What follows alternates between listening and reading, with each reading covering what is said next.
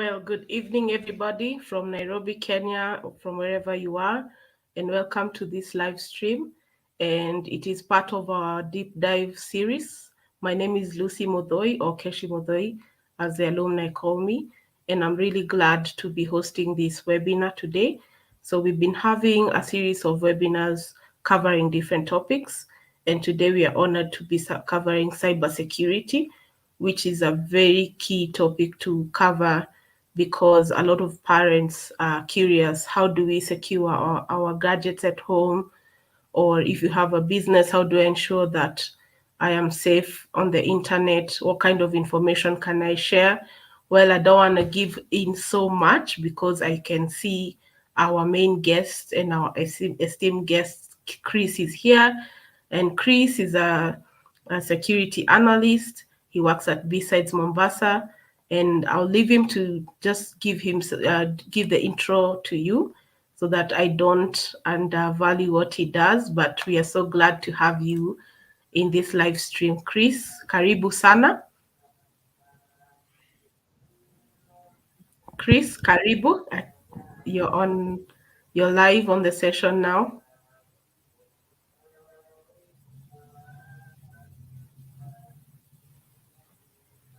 Hello, Chris. Okay, can you hear me? I hope the audio is clear for everyone.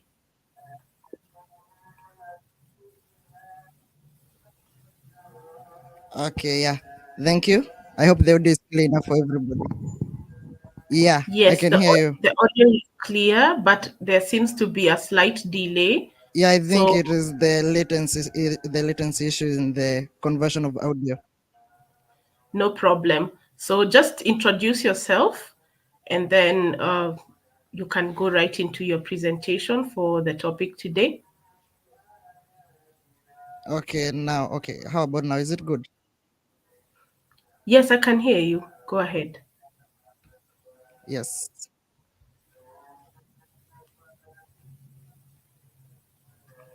Okay, so my name is Chris Mukunya. I was class of 13. Yeah, class of 13. With Akina Maria, and yeah, that was where I was. So I basically currently am a cybersecurity analyst. Basically what I do, I deal in penetration testing and cybersecurity consulting at BsidesMombasa. That's what we do. BsidesMombasa is basically an organization that basically aims to promote cybersecurity awareness for the community and for the people. That is what we do at BSides. I think that is a good introduction about me. Okay, great. So thank you so much, Chris. So I'm going to just go back to the background and leave you to take the session. I know you have a presentation. So yeah, take it away. And then question and answers will come after the session. So go ahead. Okay, so thank you guys. I might have to turn off my video for this because to reduce on the latency issues. A moment, yeah. Is the presentation visible?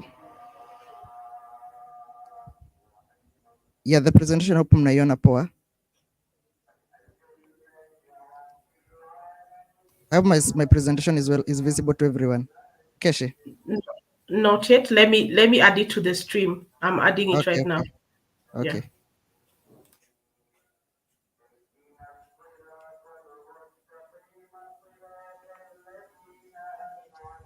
Okay, yeah. So I think I did the introduction bit. My name is Chris. I'm a security analyst and a cloud solutions architect. Currently, I'm at BsidesMombasa, which is a community-based organization whereby we deal in everything cybersecurity, basically from everyone who's trying to join cybersecurity and for the poor in cybersecurity. That is basically what we do.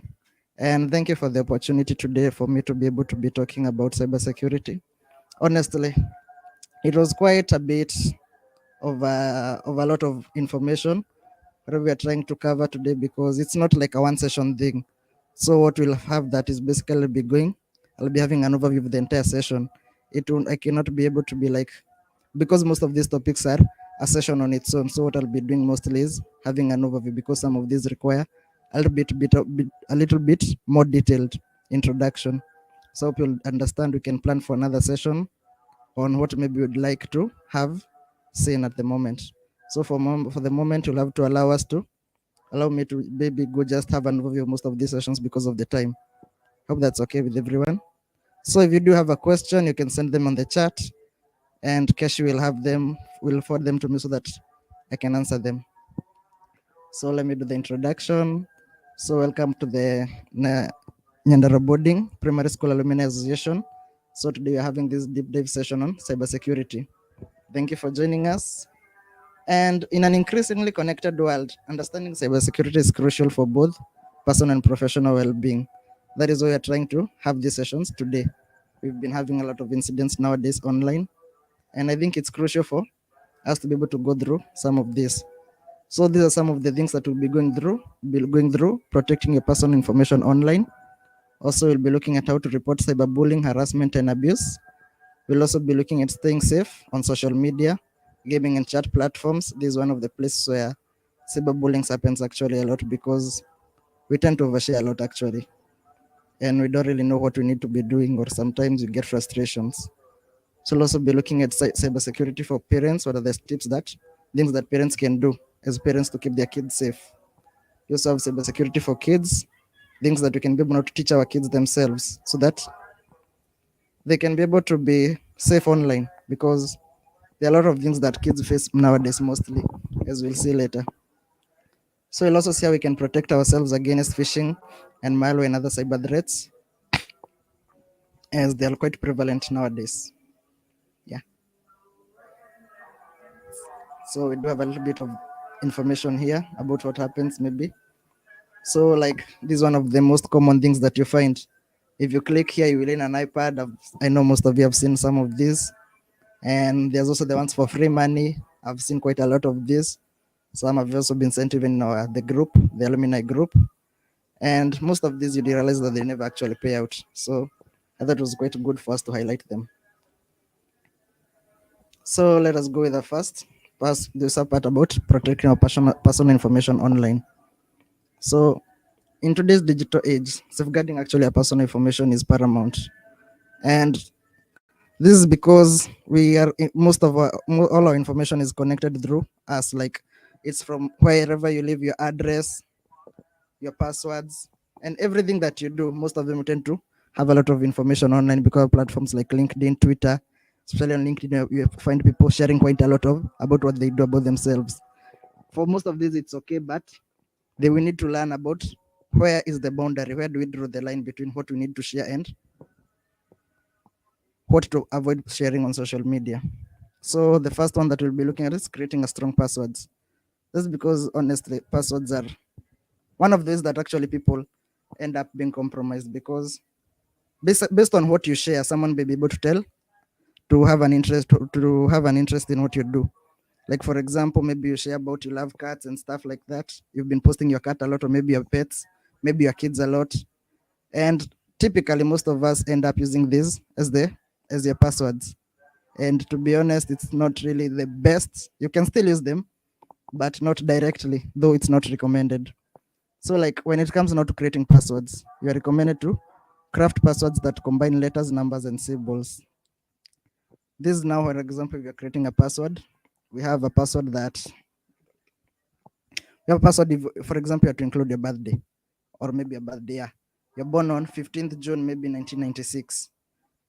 I mean, it's already a good thing, but if you're like 1506, 1996, that quite looks like a password that someone would easily guess. But now, if you do add a little bit, like put it like a statement. I was born on 15th June, 1996. Put an exclamation back, because it's a big thing. It's an amazing thing.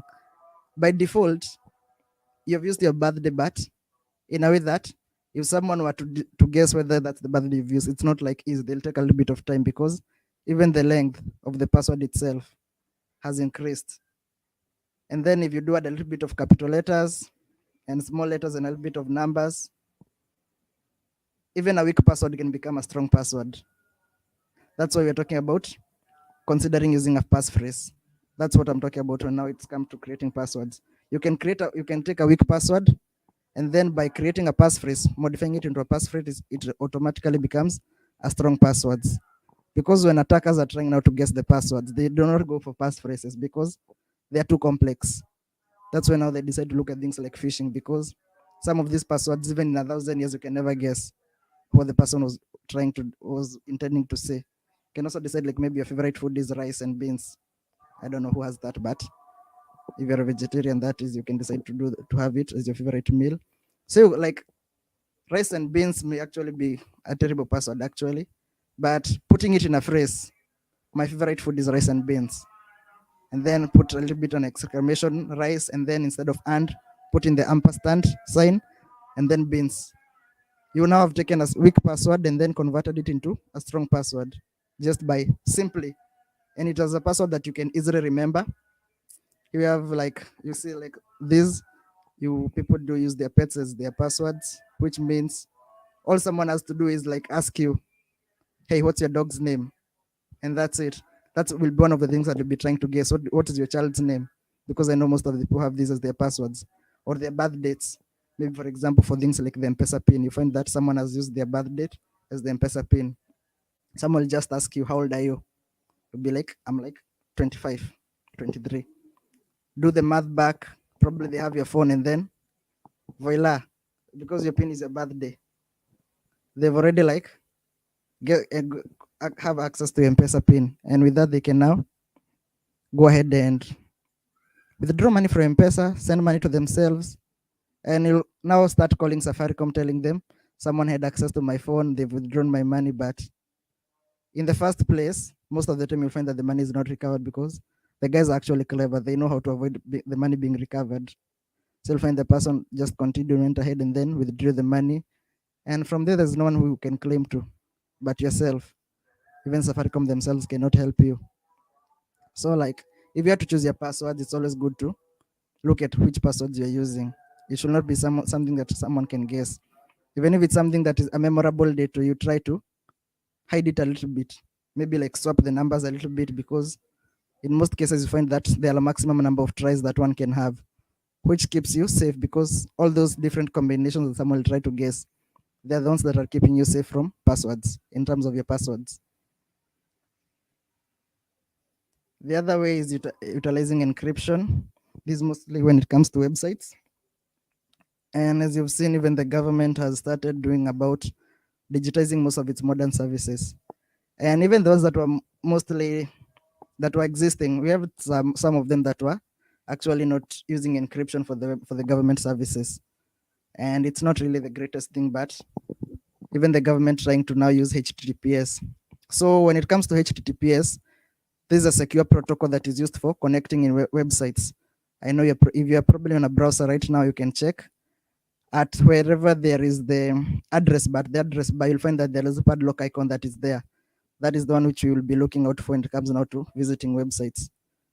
Which shows that it's secure. If it is unsecure, the padlock will not be there, which means there is no encryption when you're in the site that you're visiting. And in sites like those, you are advised, do not share any of your personal information, because anyone who might be listening or on the network or probably intercept the traffic, able to know everything that you're sending them, because it will be in plain text. It's an encrypted. Also, the same happens to files.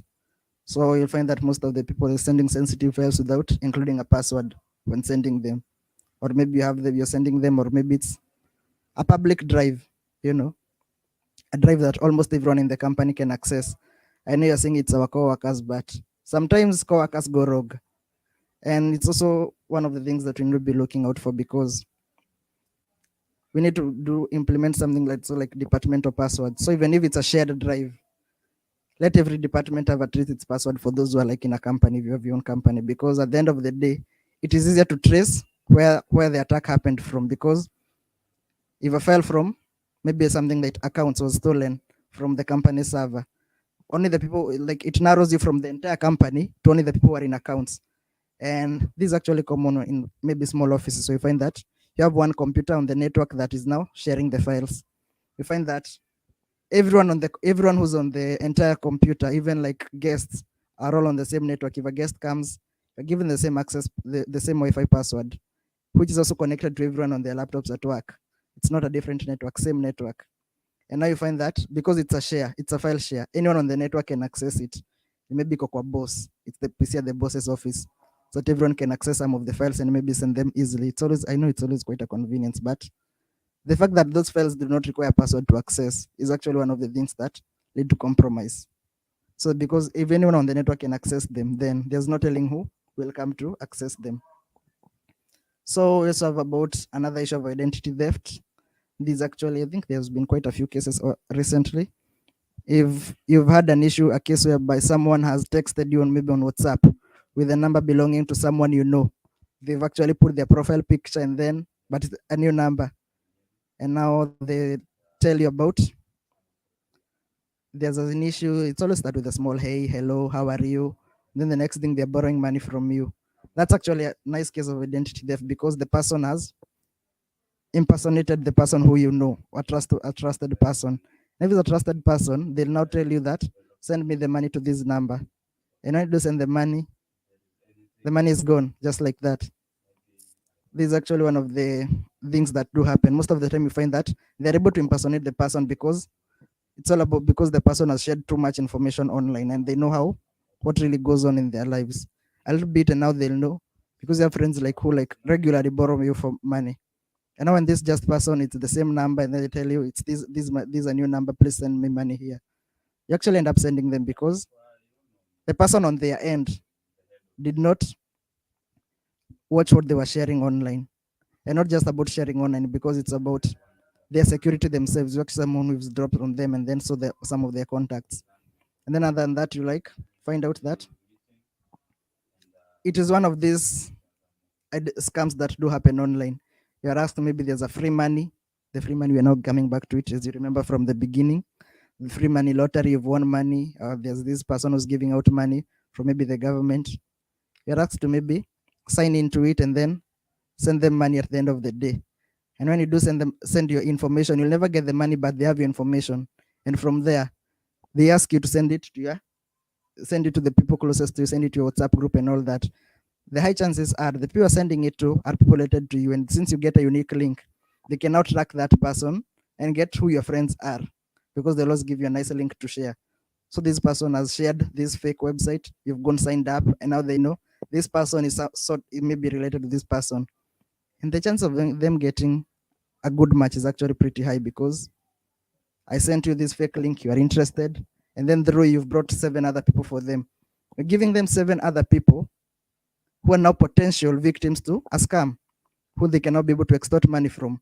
And since you are the first person, it is identified that you're the person who's trusted by this person. They do trust you.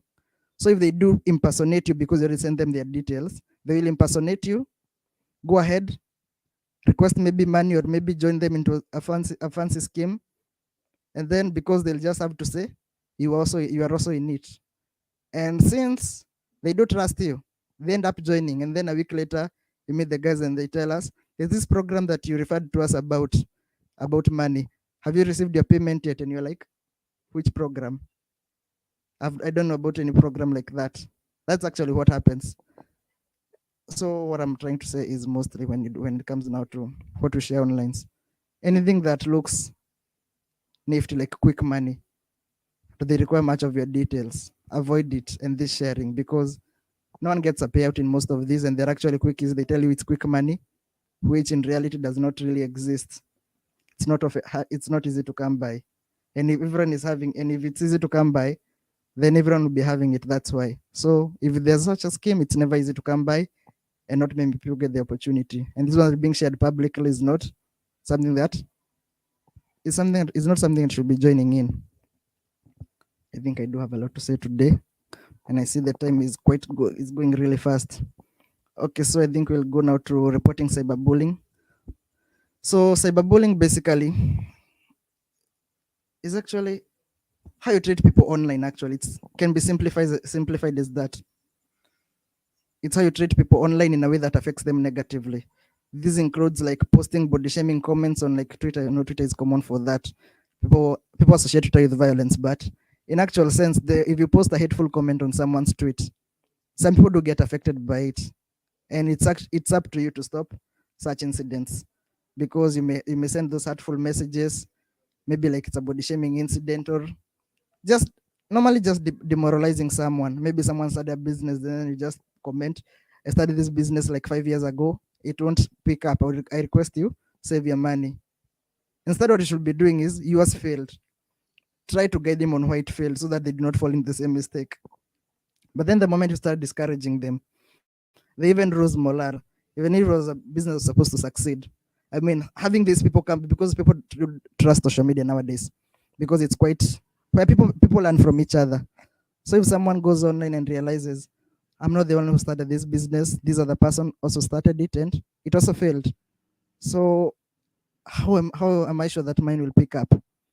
When it comes to such cases, you find that this person is actually negatively affected, and sometimes they even lose morale. Even a business will succeed on their end.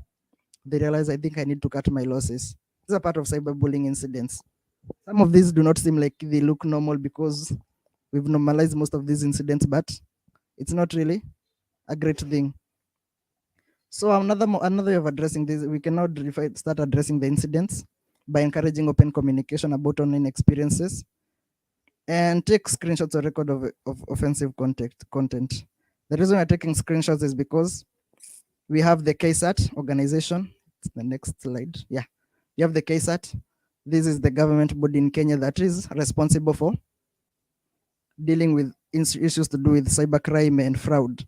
So that's why we're not talking about taking screenshots. This is like evidence that you can use to say I was harassed by this person, maybe cause this damage. And I mean, it's good that you take legal action and against them because some of these are pretty devastating.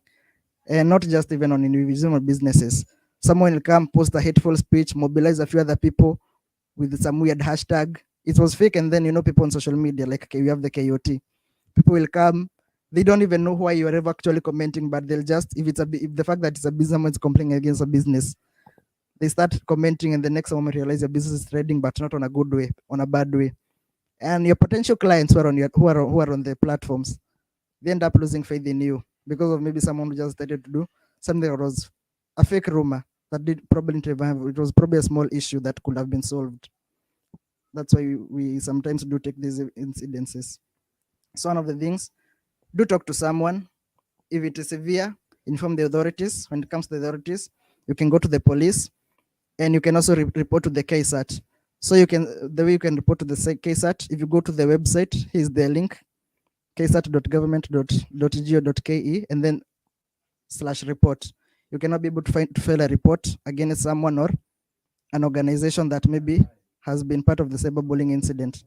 You can also send them an email at incident@ksat.go.ke, provide detailed information about the incident, including any evidence, and then they will follow up with you. And to be honest, they do take action. They do take action on most of these things. And it's actually always effective. Currently, they're in Mombasa. We've interacted with them. They're here on an event. And they've really done a great job in protecting people online and following up with threats that pertain social media. Even if you find someone who's posting offensive content, notify them. Even though by default most of these platforms are required to notify them too, by default if they do detect it. For example, right now if you had to go post something that is, let's say, really graphic, maybe on Google or maybe something on, by default Google is obligated by law to submit such incidences to them, and they will follow up with you and you'll be caught up. So they're really doing a great job. It's not as great as it should, but if you not report it, if someone does not report it, it's not a crime. So it is up to you. If it has happened, do report, and that's when it becomes a crime. Because if you do not report it, they will not assume. They assume you're okay with it, even though because you cannot force someone to make a report. That is why we do recommend that if it is really bad, seek report. If you're affected, talk to someone, because some of these are bad. Talk to someone, seek help, maybe therapy. At the end of the day, save yourself from depression. Okay, the same goes. I mean, all this also applies to social media, gaming, and chat platforms. So when you just come to we can look at the first one, which is managing online presence. So there's the privacy settings to control who can see information. It's always good to keep your profile public, but not everything should be public. Actually, if you go to your settings, you'll find that they're the privacy control settings, even on WhatsApp. Almost every social media is obligated to have them. based on some set of international standards. I'll not go deep into them at the moment. But yeah, if you go to the privacy control settings, you can now go ahead, change a few of these privacy controls, maybe decide who can view your profile, maybe your friends, who maybe if you're connected with, and maybe the information they can see too. If, for example, it's where you live, you can only select who have connected with and stuff like that about yourself. You do not really request you share much about where you live, like to the exact thing, because in some cases you do find now from social media, you do find incidents of now stalking, of which is it's a serious offense actually. And also it undermines your security, because if you have someone who's always following you, they already know where you are from your online presence. It's not really the greatest thing. Also, yourself, you have a duty to follow about the safe communication practices when you're posting or responding to messages. It might compromise your safety, and think about the other person. If you are on the receiving end, how will it happen? I mean, these are like the basic details of which we'll be looking at. It's not the easiest to follow, especially with the nowadays social media about people misusing the freedom of expression, because people are saying that I have a right to express, but if whatever you're expressing is hurting someone, is it really okay to do it? That is basically it on that. So content filters and parental controls to minimize exposure to inappropriate material. This actually applies now when you're now, for example, your kids. Let me go back a bit. So I think I'm supposed to go forward. No, a moment.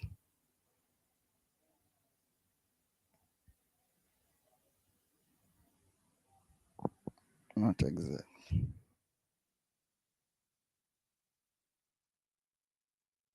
Oh yeah, we're back. Okay. Yeah. So when now we talk about content filters and parental controls, you find that when you're now issuing your kids with the devices, there are things that are called parental controls, which you can now be able to use to adjust what people can see. For example, it comes to kids, create a kids account for them, and there are things that if that child is on an online platform, you find that some of these words will be censored to them, because some of these online platforms are with everyone, especially gaming ones. They don't restrict you. Think that the games are for children. Find that 40, 50-year-olds are playing it, and it's okay. It's just that you thought they're for children. So with parental control, some of these words will be censored on them.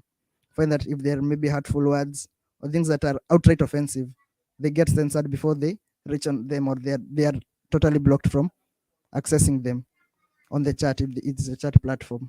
This is actually one of the parental control measures that we can do. I think we can now continue. So now we are on parents, cybersecurity for parents. So things that parents can do. It's basically monitoring online activities. There is effective parental controls and open communication. Open communication is one of the biggest, because talk to your children, let them know what is okay and what is not okay to take, because kids will be bullied online and they're trying to compare themselves with others, and sometimes they get into depression. Or maybe someone commented negatively on their post. They posted a photo of themselves, someone commented negatively, maybe say you're not beautiful.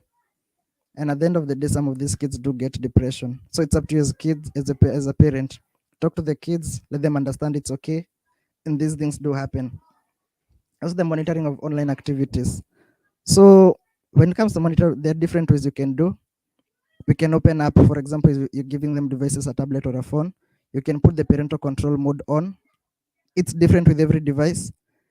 If, for example, it comes to now accessing maybe the device itself, if it's their personal device that they do carry, they're underage, you can create an email account that is basically a kid's, where now when you go to create an email for them, select that it's for a kid, and then that's the email register for the kid with the device that you're issuing the kid with.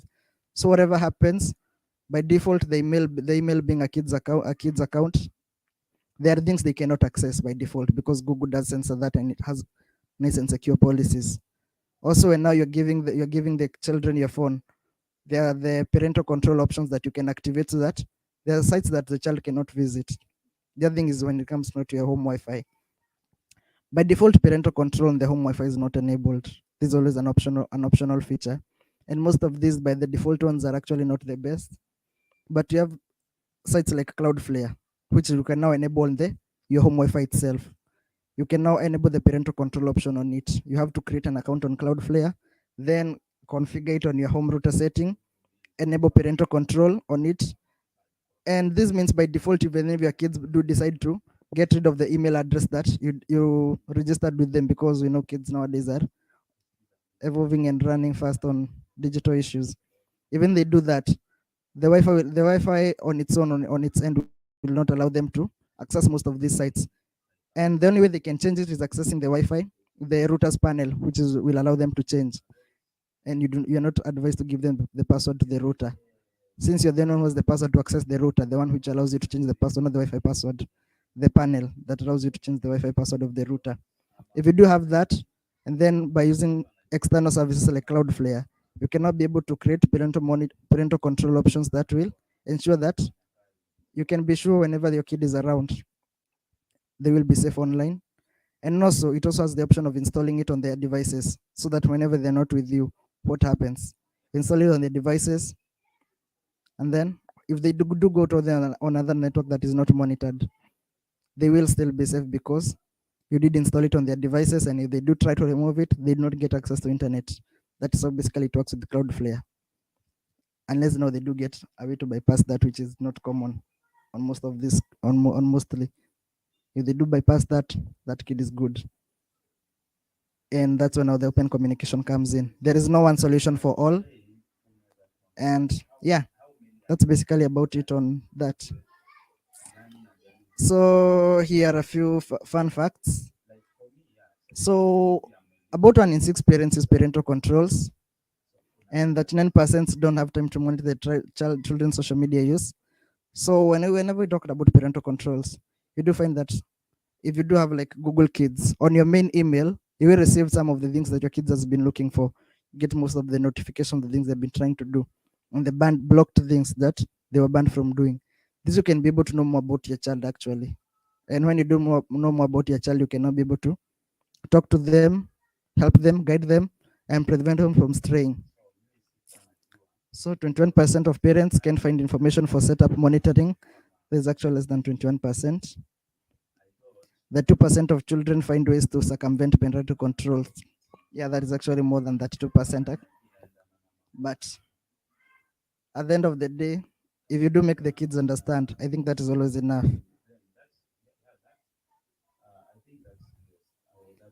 So when it comes to cybersecurity for kids, it's up to us, maybe like as parents, just make them aware. If someone is asking about personal information and where you live or go to school, tell them whenever they're giving such information to always verify with you first. And then as parents, you can check the site and then know whether it is it's a good thing for you to approve or not. Because most of these sites, you'll find that they're exactly scam sites that are trying to get the information. So is one of the issues that we do get is a download meme. But this relates to what children do. You'll find that most of these things, the kids will be given things they like, target things they like. Someone will set up a shady site, put all the things that kids like, and then just ask the kids to download. Most of this you find is malware that will be downloading, but the kids do not know that because it is well branded things that they do like, and the kids will do download. So, which is why one of the things that you can really do is promote interactive learning, whereby we can now create engaging stories that teach kids about online safety. The KSAT organization does have some nice booklets on that, which parents can go review on their website, that can now be able to, they're a bit more detailed on what you can do maybe to help protect your kids. Also, we have digital etiquette, teach your kids about the digital etiquette, personal safety. Let the kids know. If someone online is asking for information, do not give them, avoid it. Those some of the things that you can just do. I mean, nowadays, there's not really sure where when it comes now to kids, because there's a lot to look out for. Because if it's not the kid itself, the kid, you may look out for your kid, but then the environment the kid is in, all it takes one person to show them something that will probably interest their curious minds. But then, if you teach the kid how to protect themselves, you can be sure the kid will be safe at the end of it. So you can look about phishing, malware, and other cyber threats. Oh, time is really running out. So the cyber threats are ever present. So we can look about how to spot phishing attempts. So phishing attempts, what I can try to say is basically phishing is basically, what do we call it? An attempt by an attacker to try to gain personalized information that you normally would not give them in your normal time, on a normal time. These are things like maybe your personal details, like your bank account, passwords. And what happens is that whenever, if they do want some of this information, they will send you legit looking sites. Most they try to use three things commonly. They try to scare you. They try to induce the fear of missing out. That is the fear of missing out, for example, on money schemes. And the other one is basically clickbait. So when it comes now to scaring you, it's basically when you find that they do send you a message from allegedly from your bank, an email telling you that your account is about to be locked unless you click that link. And the moment you now see that you're about to be locked out of your bank account, most people will panic, and that is where they end up falling victim. These are someone who does not have time to guess your password. They just want you to hand it to them on a silver plate. And by looking at and by sending you an email that tries to take by the best of your emotion, your account is about to be blocked. You have these guys with that the normal calls from Safaricom telling you that your SIM card will be locked. That's what the same thing that happens. Give you such a call, but if you do hear that your account is about to be blocked, the first thing you mostly is panic. And do panic, you end up giving them all the details that they need, thinking the person is trying to help you, but the person is just trying to con you. The other one is fear of missing out mostly. Someone tells you about a limited time opportunity that is bound to bring good things to you, maybe like a job opportunity, and now there are limited slots. So the person asks you, send me everything, send me your bank account. We also need something about your good conduct, KRA PIN, send me a copy of your ID, result slip, grades, everything. Like this person will even ask for your NSSF and HIF photocopies, and you'll find that it's something that they tell you it's a limited opportunity, only a few people left. And by creating that fear of missing out, and the person try to act genuine, you end up sending the person a lot of details, unnecessary details that you do not need. And this person, someone can use them either to craft an online identity like you. They already have everything they need. They have your passport photo, which they can use. They have your ID, your your NSSF. They have maybe even your NHIF in case of anything. And basically, they can actually be you. And there's no telling what they can do with the information. There's actually a lot that someone can do. The other thing now, when it comes now to the part about the clickbait not only applies to phishing attempts but also malware infections. You find something about maybe like an advert that just pops up. For example, if your computer is infected with the virus, install this tool to scan your virus, to scan for viruses. That actually acts as a clickbait, and mostly it scares you. You find that you end up clicking it and downloading malware into your computer. So someone instantly gets access to your computer. You have your password saved on your computer very nicely. The fact they have access, they can actually get the passwords, log into your sites, and do what they want to do. If it's financial information, they can log into your bank account. If it's your social media, they can post bad content there.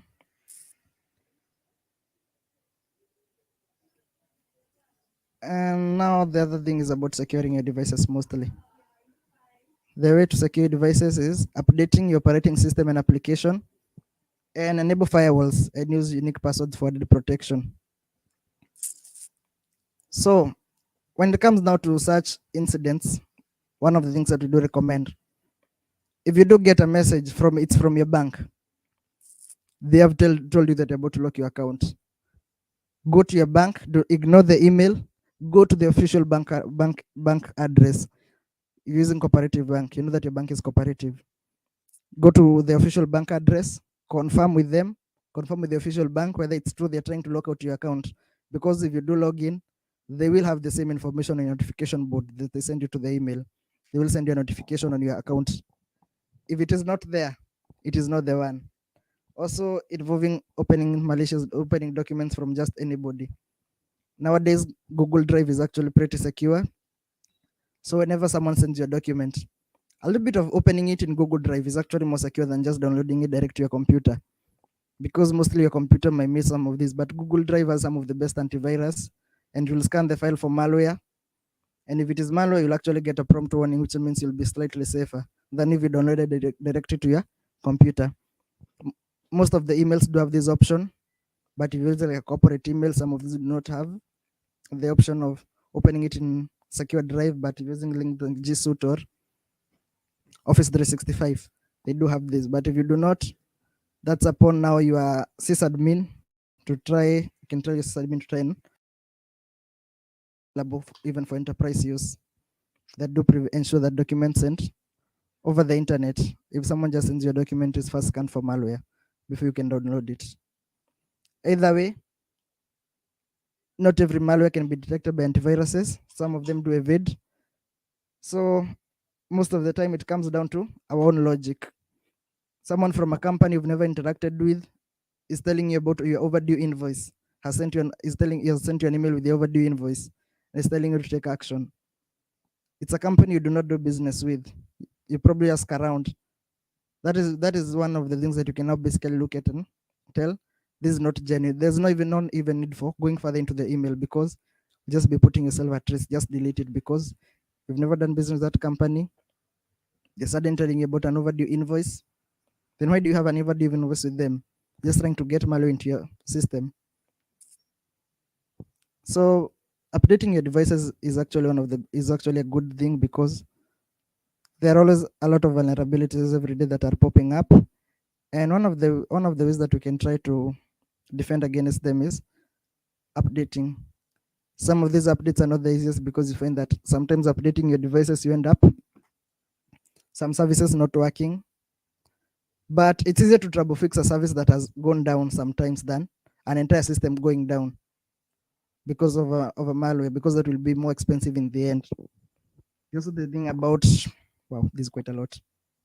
There's also the thing about you can now do a risk transference for your business, or for your business mostly. This is whereby you can take insurance against cyber threats, such that if you are to be breached, because currently, according to the law, the Data Protection Act, and some of these are quite serious on businesses and fines. And there's actually a new law that the CA, Communications Authority, is about to implement, that requires business to have a minimum number of cybersecurity checks that are implemented, which is actually by default. This is to be able to protect the customer data against insecurity.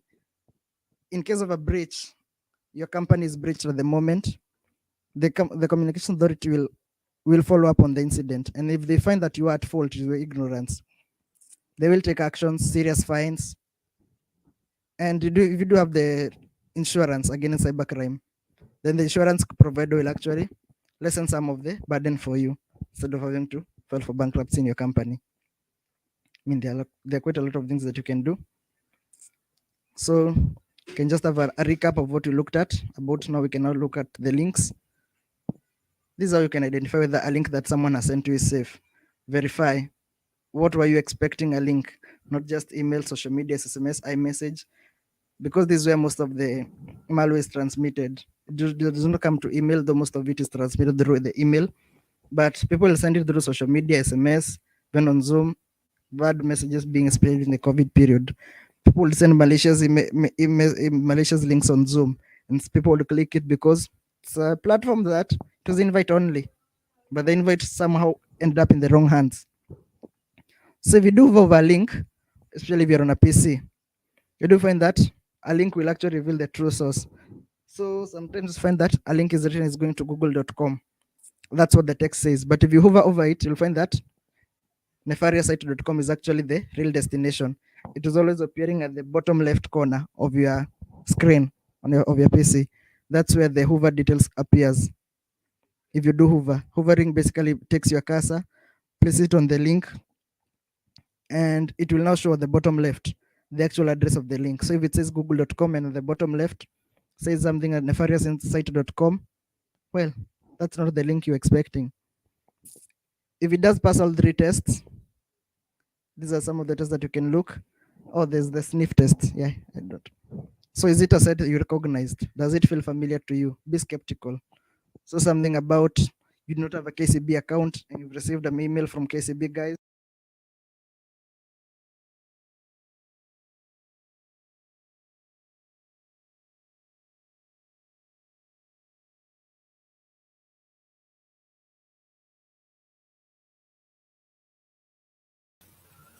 Chris, we seem to have lost your audio. Are you still there?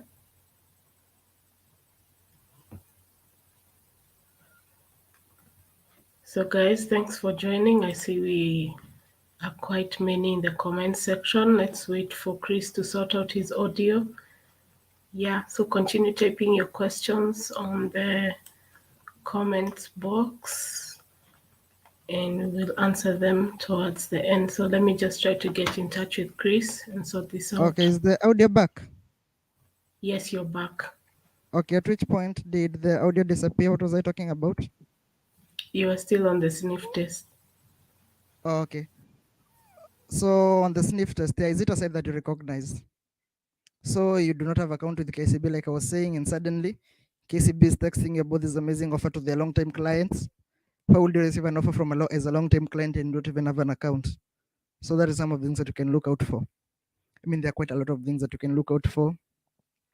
There's something about maybe you have maybe a YouTube channel, then suddenly you have this notification about your new post having 100,000 views and a link to it to confirm the 100,000 views. You have not posted a new link, a new post soon recently. Then suddenly there's that warning that has come onto you, the email. And they're also inspecting the emails. If you do go to your email and then click on the bottom arrow at the from, you can be able to see the actual details, the detailed depth, not just the name of the sender, but the actual email address from which it came from. Because you'll find that I can send an email to Keshi. My name is Chris Mukunya, so it will be mukunyachris@gmail.com. I will send them an email. And if I do send them an email, at the bottom there, it will come an email from Chris. But then if you do click the detailed view on the email, you'll find that on the from, more details about the sender. You find that the name is on the one that is Chris Mukunya, but the email is not mine. The actual email address is not mine. It's just the name that looks like mine. So some of the things that you can do confirm, if you, especially for sensitive emails or like serious emails. I'm not saying you ignore the rest, but those are the most common ones to be abused. So from there, you cannot go ahead and click that if it passes the 3 tests. If it passes the 3 test, click. Does it take you where you expected? If not, close the tab and then forget about it. So some of the things that you can do in checking links, because links are the common way that malware is spread, with emails being among the highest. Yeah, I think we can wrap it up at that, and yeah, we can have a QA session. Wow, awesome. I don't know if you're able to come back on video for the sake of those who were not there in the introduction.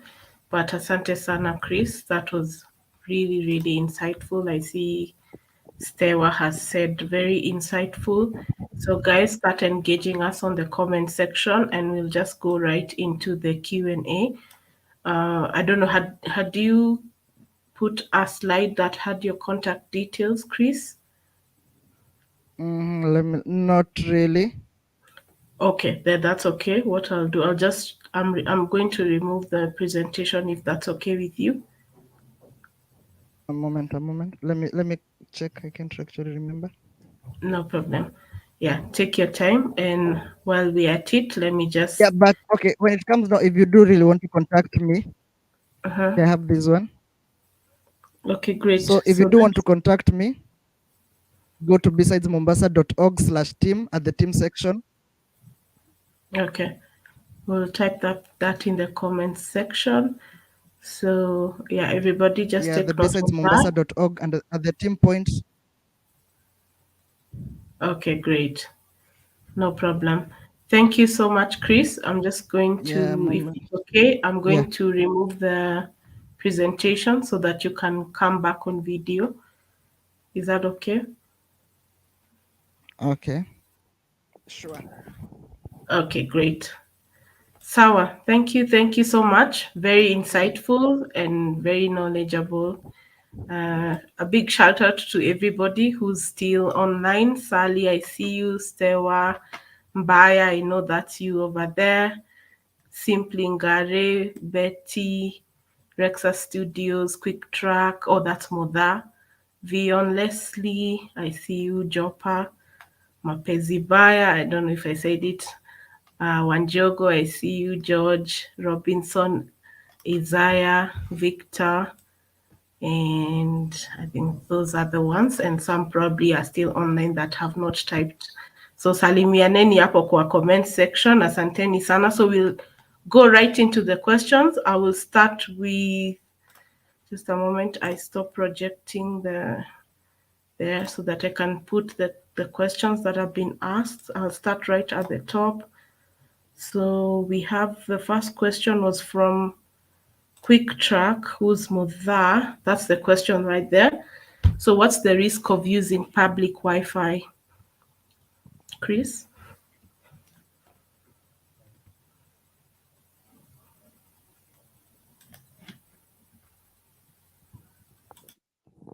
Okay, when it comes now to public Wi-Fi, there's actually quite a lot of risk. The major risk being man-in-the-middle attacks. This is basically an attack whereby someone intercepts the traffic that you're sending to and can redirect it to whichever side that they want. So when it comes, for example, you are on a public Wi-Fi, you are trying to log into Google or maybe Facebook. Someone can then create a fake Facebook and then intercept the traffic instead of routing your request, the internet traffic to the actual Facebook.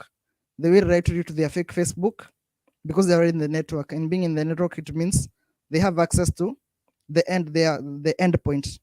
So if they do create a fake point in the Facebook, then you'll just find that you end up giving out your data. The main attack is always man in the middle attack, but we end up losing sensitive information and impersonation, mostly impersonation, not so much, but losing sensitive information through man in the middle attacks. That is one. I think I have answered that question on that. When it comes to public Wi-Fi, yeah. All right, thank you for that. So the next question Any is other from question? Wanjogo.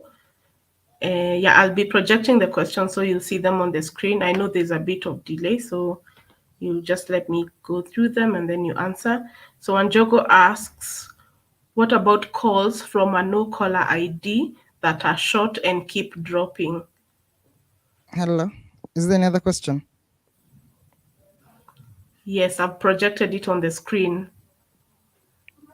Kesha. Guys, can you hear me in the comment section? Can you just let me know whether you can hear me?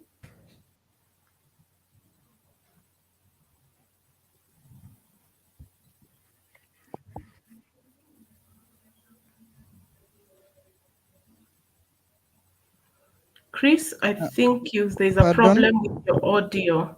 Can you hear me, could you Chris? kindly pardon on that question, or maybe type it in the private chat? Okay, Chris, I guess it's you. Your network has a problem. Could you like go off video because bit? the I think question is something is already lagging with my projected network. there. I think.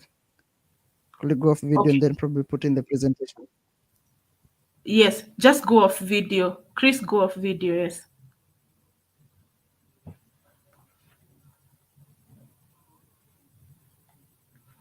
All right, technical hitches there, but Chris is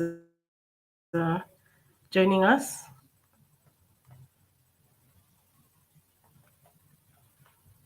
Just a moment, he will just be joining us shortly, so don't leave.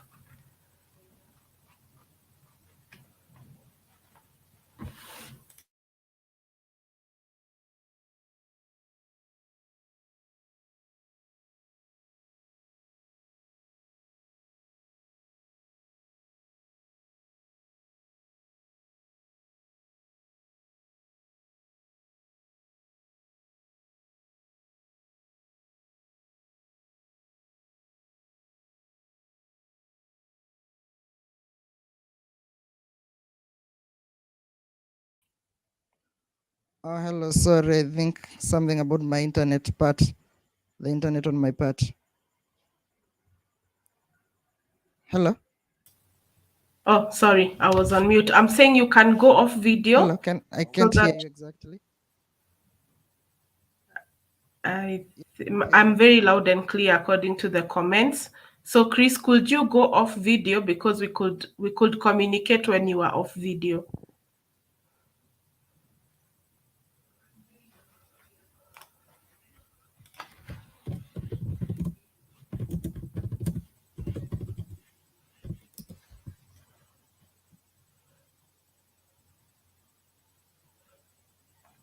Guys, just bear with us. I'm bringing Chris back on, so your questions will be answered. I'm off video right now. You're off video. Yeah. Great. Okay. Could you repeat the question? Sorry about that. Yeah. Can you see your screen where you are? Hello. Yes, I'm asking, can you see your screen?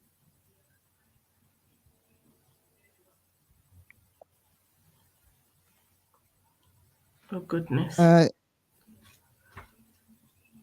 can see. I'm asking, can you see your screen? Anyway, the question is from Wanjogo. So her question is, what about calls from a no caller ID that are short and or keep dropping? I guess a lot of people have those kinds of calls as well. I've also received some. So where do those calls come from?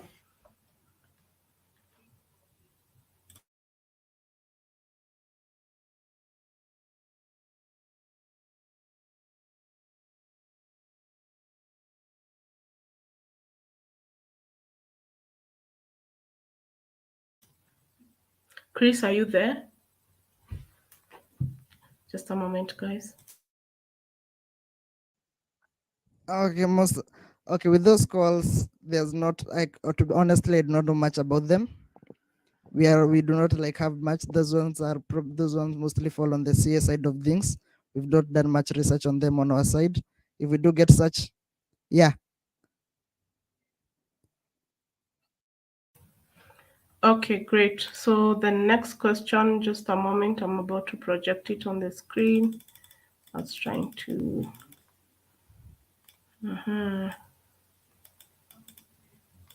Chris is gone again. I'll bring him shortly.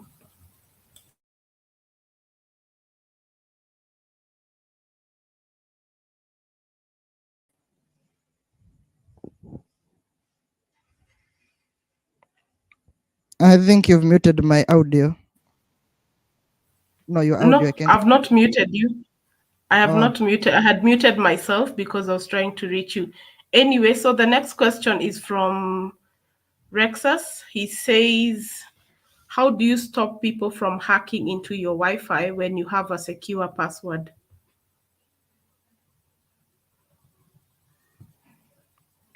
If you do have a secure password and someone is hacking into your Wi-Fi, it means it's not secure. Someone is giving out your password.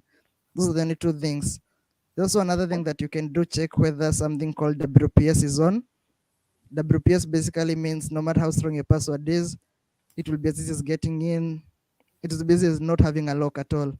So those are the three things that do happen. If your WPS is on, then that means no matter how secure your password is, it's not actually that much secure. I would recommend turning off WPS if it is enabled on the router side.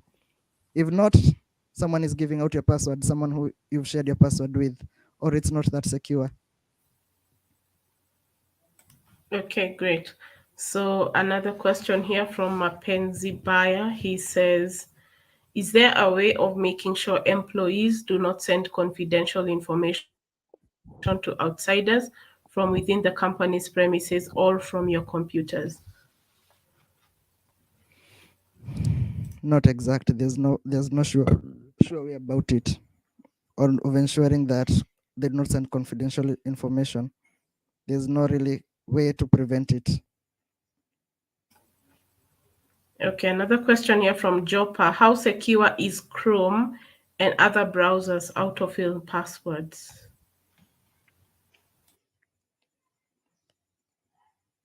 I can say it's moderately secure on Chrome and browser that autofill passwords. It is not recommend. I do not recommend people use Chrome and the autofill passwords from the browsers. This is because They are stored on your machine. The password is stored on your machine, and the key that encrypts them is actually stored on your machine. And someone can easily access the key and decrypt it and get all your passwords easily. What we do recommend is someone having a password manager, an external password manager. Things like the LastPass. One of them is LastPass. There's we call it this one, Proton Pass. Those are the two common ones. We also have some for enterprise. It's not, I cannot remember it straight out of the head, but the default browser password is moderate secured, but not secure. It's on average. Okay. But it's only secure if someone can have access to the computer on most cases. Okay, great. I'm just trying to run through them because we are a bit out of time.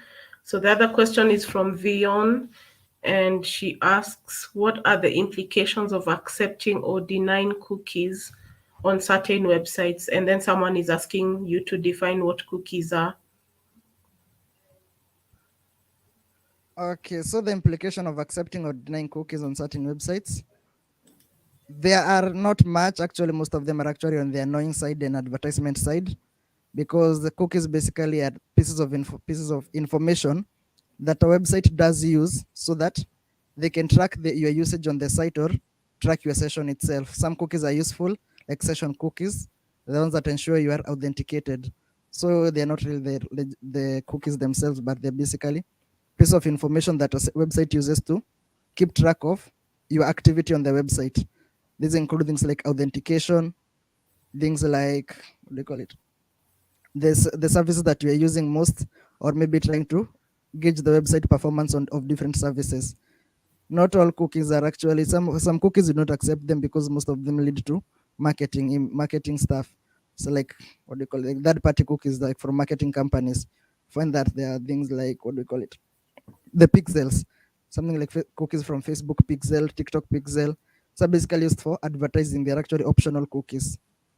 Most recommended optional cookies, let them be optional, but there are some sites that do require the cookies to function depending on the functionality of the cookies. But the recommended way is just accept the strict necessary cookies only.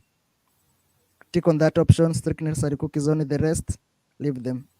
But then I know the accept all cookies always the easiest option for you to use to remove that annoying banner.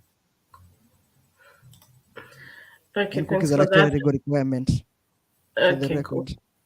The other question is still from Rexus. He's asking, or I don't know if it's actually, there are games that are that sort of hack into your information stored on your computer, like the computer name. How do you stop that?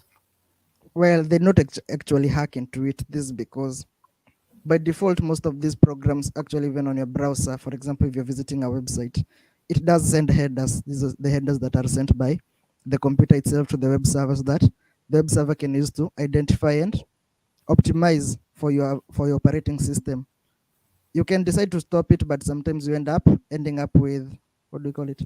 You end up with unusable or unstable services, because some of these, when developers build most of these websites or services, you find that they are tailored to certain operating systems. If someone is using Windows 10 and Windows 11, those are two different operating systems, even though they're at the core the same, and they behave differently under different circumstances.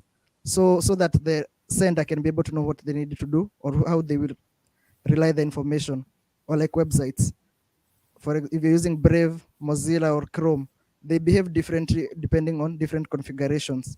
So you find that if you're browsing, you do send the head of your browser information. I'm using Chrome on Linux, or maybe on Windows or on Mac, and this is my screen resolution. Because when developers are developing most of these, I do find that they develop depending on a wide range of factors that everyone can have the exact same experience, a good experience on the site. You can block them, but sometimes you find that most of things within some functionality do not work because the server does not know what information to send to you and how you will deal with it. So they just omit it altogether. Okay, great. The other question I believe is from Baya. He's asking, who does these cybersecurity checks for companies, or who does these cybersecurity checks for companies, and what is the cost implication? The cost implication, mostly on a normal case, it's not really there unless an incident happens. that's when you realize there are cost implications, and they differ depending on the industry.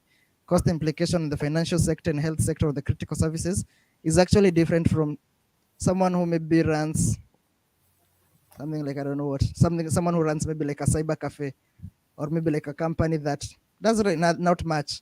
But depending on the industry that you are in, the implications differ. Cybersecurity checks mostly are depending on the institution that you are in. If you're in the health sector, there are compliance checks that you need to be compliant with. The CA is responsible for this. The Communication Authority of Kenya is actually the one that is responsible. I can't remember now which branch exactly straight out to my mind. Some of these things I would have to confirm with it, but these are most of the things that you do find that they are needed. It depends on the industry that you are in. They differ, but most of them is how you Okay, handle great. client data and how you store it. All right. So Leah Kita1 has just chimed in regarding the on sharing confidential documents, and she shared that Data Protection Act has addressed this, and companies are investing in systems to classify data and block what is labeled as confidential from being shared. So thank you, Leah, for chiming in with that comment. I hope whoever had asked that is answered. Yeah, and so guys, I think we can wrap it up at this stage. Chris, thank you so much. I don't want to take too much of your time. So if you could, I will just project Chris's details, and feel free to, reach out to him if you're considering to improve your security at your workplace, or you want to secure your gadgets at home. So maybe parting shot from you, Chris, maybe one or two insights you want the alumni and our friends to go with. Well, thank you for having me.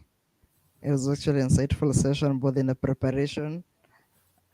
Honestly, I actually missed quite a lot. The session was actually brief and there was too much to put in. Yeah. And actually, it's thank you, but remember, security starts with you. It's actually you to be safe from yourself, protecting yourself, then to others, then to the environment. So, whatever is in your control, do it. That is all I can say. Awesome. Asante sana, Chris, for sharing your knowledge and your insights. And I believe we can plan another session, maybe pick another topic and just go dive deep into it and have insightful sessions regarding different things.